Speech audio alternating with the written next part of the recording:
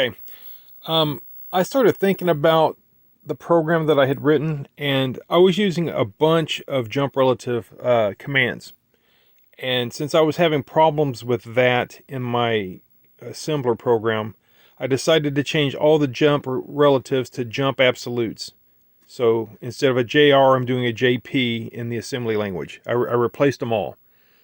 And now I'm getting a very consistent behavior. Let's let it reset here in a second, and I'll show you. Okay, so there's the reset. I'm getting 3 bounces, and it's going through the different patterns right now. And then there's the reset. But it seems like it's getting further along. So there's the first set of patterns.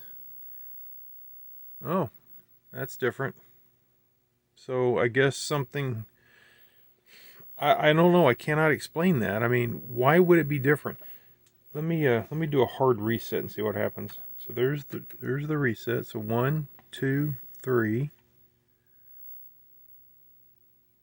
Pattern 2. Pattern 3. Okay, and it reset on pattern 3. So there's the first pattern. Second pattern. Third pattern. Fourth pattern. And then it reset. I don't know what's going on. I guess I'm just really going to have to scrutinize my assembly language and also my assembler. I'm just going to have to just try to figure out where the mistake is. I've got some sort of mistake. I don't see how it can be the assembly. So it's got to be something with the assembler. All right. That's it. Okay, so I've made some changes to my Tickle assembler program, and I've made changes to the assembly. I found mistakes in both of them. And now I've got a chip that's trying to work. I've got a program that's trying to work. So let me reset it. And you'll see it bounces the 3 times to test the port, and then it toggles back and forth several times. Each one of those toggles is a different test. One of them's all zeros, one of them's all ones, one of them is 101, one of them 010, and then all zeros again. So if you watch the screen, see how the screen is blank? If you watch the screen, you can see it's actually writing now to the RAM, and it's showing up in the video RAM. See that? You saw zeros, you saw ones, and you saw interlaced 0, 1, 0, 1. So the tests are being done, but it's not flashing a success. If all the RAMs are good, it's supposed to flash on the monitor. Toggles should be toggling 50 times for that, and it's not at a fast rate. So if you look at the bits on the output port, each time it's high, that means the bit is bad. So here's D0, it's high, so it's saying D0 is bad. Next one is D1. D1 is low.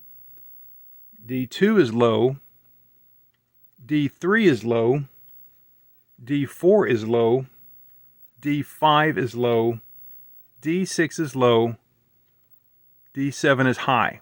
So the RAM test is saying that the RAMs for D1 through D6 are good, but D0 and D7 are bad. So there's supposed to be 2 bad RAM chips. But I know they're good, and the game plays, so there's something going on to where the RAMs D0 and D7 are being thought of as being bad. I've looked at the code quite a bit since I've determined this result, and I don't know what the problem is. I'm not finding anything further in the Tickle program or the assembly that can explain this. The schematic does have some stuff about D0 and D7 being some separate circuitry for that, but I don't see how it comes into play. That circuitry is not ever initiated. So the next thing I'm going to try is I've programmed another one, and this one's only going to do 0 and 1s, all zeros and all ones for the tests. And I want to see what the result is for that. I want to know if it's D0 and D7 again are being reported as bad, or if they're all good, or if some other result. But the next step, because I'm out of ideas, is I created this to test only zeros and ones. So I'm going to put that in, and I'm going to run the test, and I will be back. Okay, so now I've got the test chip that only programmed or only tests for all zeros and all ones, and it goes between the two. All zeros, all ones, all zeros, all ones, and then all zeros. So it's going to behave the same on the scope. There's 1, 2, 3, and that's going to bounce around for each of the different tests. All right. Here's what it looks like on the screen. It's slightly different. So basically, it's bright when it's ones, it's green when it's zeros. And so I know the test is working as far as what I'm intending it for it to do. But see that bit, that signal, that's bit 0, and it's high again. And it's the exact same results, 0, 1, 2, 3, and then 7 is high again. So there's bit 7 right there. So same results, D0, D7, D0, D7 are still coming up bad. I don't know what the hell. The next test I'm going to do, I'm going to program a test that only does the lower half of the RAM addressing with the original 5 patterns. And after that one, if the results are still, regardless, if the results are good or bad, I'll also do the upper half. I have to do that in 2 different programs, though, 2 different chips, because I only have 1 chip that I'm going to be using. I'm keeping my self-test chip alone for now, because that's the base. That's what I'm comparing against. So let me erase this chip that I just programmed. I will write up. I'll make changes to the assembly and only program the lower half. And then after that, I will program the upper half, or test the upper half. And if we see either one of those passing the RAM test, then we can conclude that there's something funny about part of the RAM address range that is somehow affecting the stack pointer or something like that that's corrupting the RAM. So let me do that, and I will be back. Okay, it's been quite a number of days since the last time I've looked at this, and I got to thinking about the problems that I'm having with my test program, and it occurred to me that I haven't tried to run the game on this board lately to see if there's something that could be wrong with this board. So I put the game ROM back in, and you can see that it isn't working. So I think what the problem is this cheap socket here that I used for the processor. I believe that's the problem. Sometimes if I mess with it, I can get the screen to change. So I think that socket's bad. And that might make sense on the type of error I'm seeing. There's 2 RAMs that always fail. And the way this board works is the ROM is local. You know, normally it's on the board, but here it's local, and it's isolated by this transceiver here. Transceiver chip.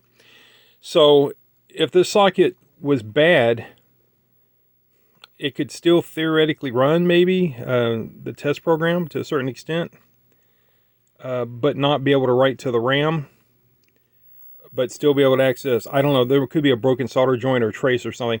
Anyway, so the plan for me right now is I'm going to remove this socket, and I'm going to put a ZIF socket in there so that I can easily change out the processor if I want. And one reason I want to be able to do that is I have a processor that I discovered would run the test program, but would not ever toggle the outputs. And it has a bad pin, the IO output request. The IO request pin, I believe, is what's bad on it. It never goes low. It has a bad driver on that one pin, but it still runs the program. It still runs, you know, code. So I think if I had a ZIF socket here, I could easily check processors with this board. So that's why I'm going to install that. Anyway, let me do that. Let me shut this all down and replace this socket, and then we will see if this program chip will start working. Well, I had a change in plan. I couldn't get a ZIF socket to fit in here. The pins were too fat for the holes on the board, so I just replaced the socket. And that processor feels good now going in. It's good and firm. The other one was just real sloppy in there. Everything else feels good too, but still not working. So there's something about this board has died, and so instead of trying to figure it out, I'm going to build up a new one and see if this one won't work. I can't explain what's going on here. Maybe it's a bad trace or something like that. I mean, the fact that it turns green like that sometimes means it's trying to run the program. So I don't know. Let me just build up a new one and transplant all the chips, and let's see if it will work. so I've got the new board set up. I put a different color LED or LEDs so that I know it's different than the first one. And I've got it powered on, and bam, it's working. So I don't know what happened. I'll have to figure that out. The old one's not working. So now we're going to go back and try the test chip and see if it doesn't work 100%. I got a really good feeling about this. I'll be back. All right, so I have the test chip now in here, and you'll see that I installed the ZIF socket into the socket there because I was moving between too many different processors. None of them are making the output flash anymore. The pin 20 is not driving this chip here to drive this, apparently. I don't know. I mean, I still see activity on it, but I don't understand why it's not flashing it like it's supposed to. So let me demonstrate. Let me turn up the speed here. Okay, so it's supposed to bounce a number of times while it's testing to show you what pattern you're looking at. So when I reset it, it doesn't ever do anything. It just stays high. Okay, and let me see if I can get both in the same screen here. So I reset it. Should be bouncing over there on the scope. It is not, but you can see the self-test run. So I think the self-test may be passing. The light here is not coming on. This light indicates when the processor runs a halt command. Okay, so if I put the other board in and I ran the self-test and it failed, this light would come on immediately. So let me try to reproduce that. Let me get it set up and I'll be back. Okay, so I put the other board back in, the first one, and I'm ready to do my test. So we're all set up. I'm going to reset it, and we're going to watch this light here in the test pattern. So we're going through the test, up, and see, as soon as it gets to the end, and there's an error, then we get the light. So that means the program's halted well before it gets to the success thing. I mean, because we have a RAM error, the light comes on.